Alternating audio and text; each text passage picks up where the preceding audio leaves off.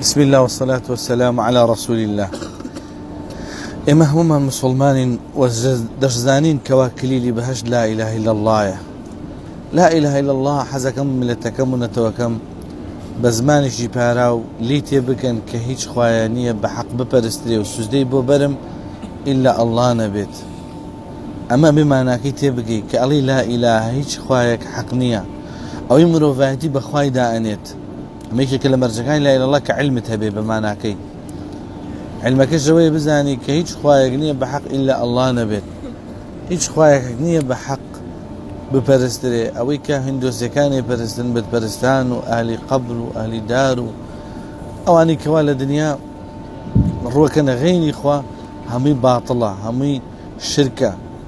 إلا ذاتي الله نبيت كخوي شايني برستنا خواي حقا سجدي بو أبم ركوعي بو أبم بخواي خومي دزانم دوم يقين تهبي ضل نيابي لو ما نايا قمان لضلتها نبيت إلا من شهد بالحق وهم يعلمون. يقين تهبي قمان لضلتها نبيت شكا قد يقين تهبو شكو قمان نامنت كشكو قمان لضلتها بو أو كاتا إنسان بدو نفاق با سيهم إخلاص تبي قال لا إله إلا الله بتنهاب أخواب كاركانا إخلاص تبي برب العالمين وهروها انقياد تبي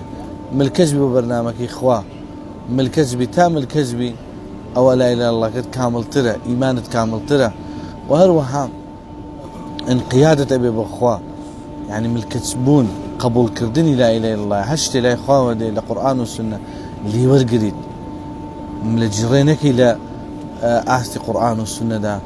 مناقشة بكي والقرآن كان بيابونا يان أهلي انحراف يان كوم عليك بريب السنة كوم عليك بريب مدلولات قرآني أمامي لا جل لا إله إلا الله جنابه توا أمامي لاوازي إيمان وبرو قدح إيمانك وهروها أمر جانا لهركسي كحاتة دي أو أبيت كليلي بهشتي وهروها أبيت هوي أوي كبي بتشيت بهشتوا يا ربي خويا لدنيا لسلا لا إله إلا الله بجين لقيامتش دا هلا ساي لا إله إلا الله دا بتشينا بهشتوا كليلي بهشت ببومان. وصلى الله على نبينا وعلى آله وصحبه وسلم.